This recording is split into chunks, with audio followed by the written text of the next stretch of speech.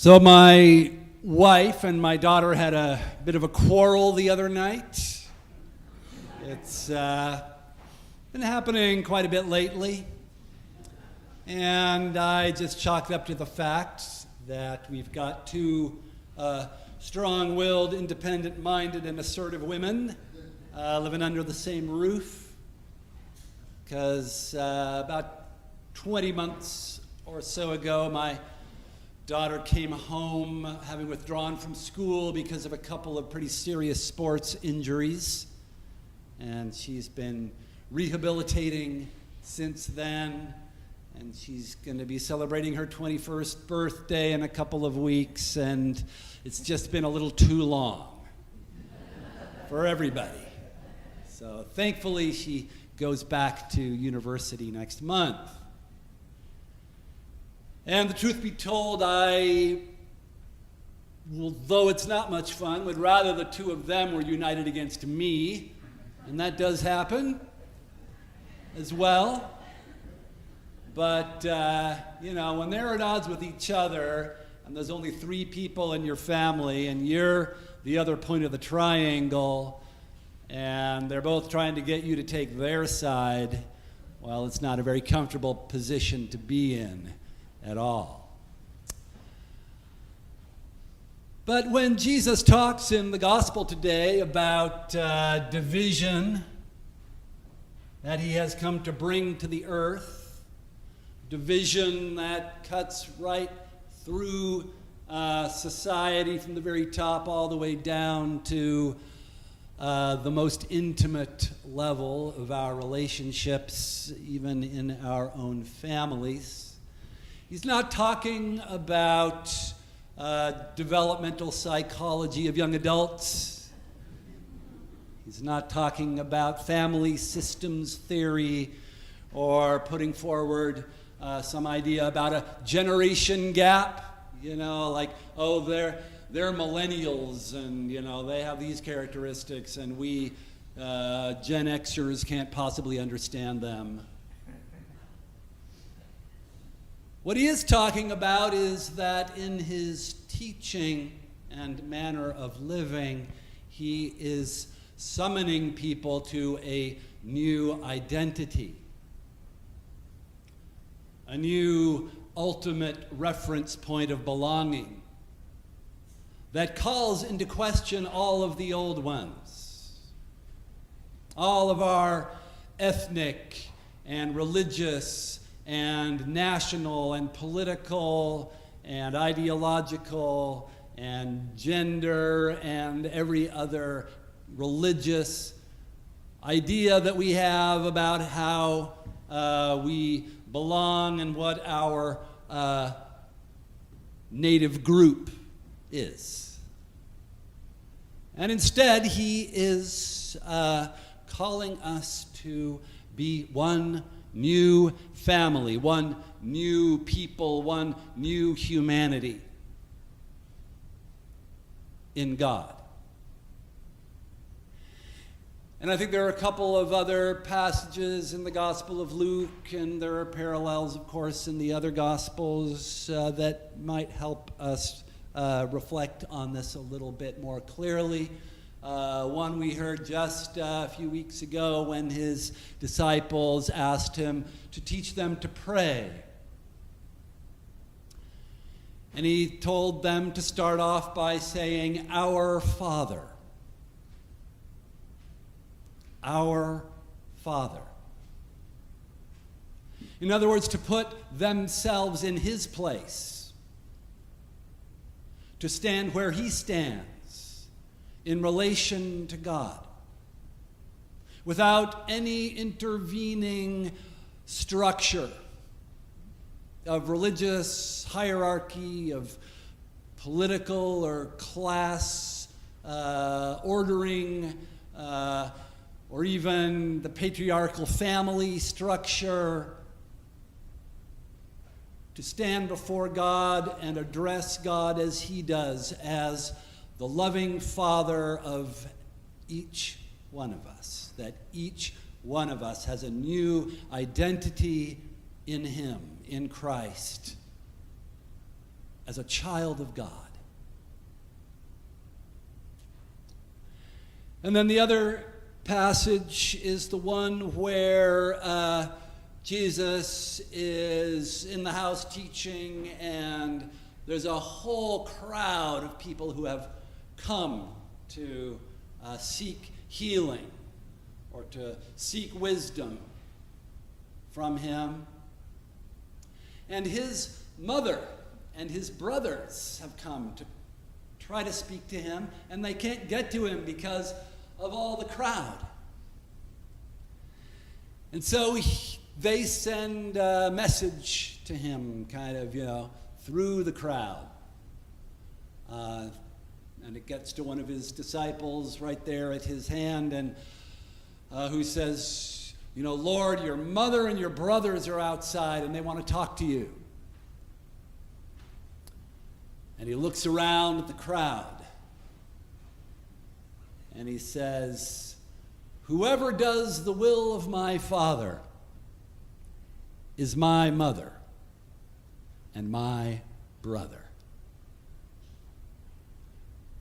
We are called by Christ into a new identity, a new ultimate reference point of belonging, a new family, a new community, a new humanity.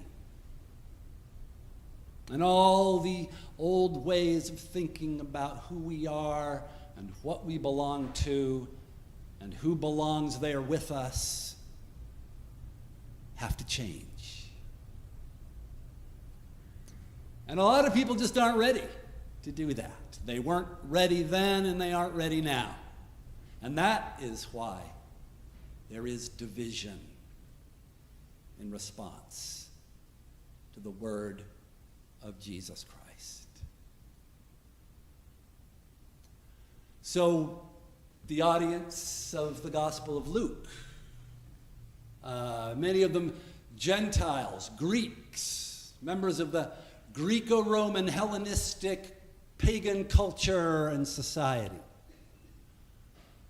who were invited through the preaching of the gospel of Jesus Christ to affiliate with the God of Israel, to find a new place in the family of Abraham, not by virtue of their genealogical descent, but through faith in Christ, in his death and resurrection. And in taking that on and breaking with not just their old religious ideas and practices, but their whole way of life, they broke with their families. You can imagine there was a lot of resistance, a lot of argument, a lot of disappointment, a lot of misunderstanding. And the Jews, who were part of those same communities, all of a sudden had to make room in their understanding of the family of Abraham, the people of God, the Israel of God, for a bunch of Greeks, uncircumcised pagans. Division was the result. So there is something of a tendency on our part as Christians to think that all of that is over now. That we made the right choice, or at least our ancestors did, hundreds of years ago. And they opted for Jesus, and they're Christians, and so are we, and we picked the winning team. And we don't have to change. We don't have to let go of our old identities, our old ways of constructing our sense of belonging in the world, and follow Christ into a new community, into a new humanity that encompasses all of God's children, Which is why I think the Gospel of Luke includes this other saying of Jesus at this point. You know how to read the signs of the earth and the skies. You can tell what the weather is going to be like for the next 24 hours. But you don't know what's really happening now.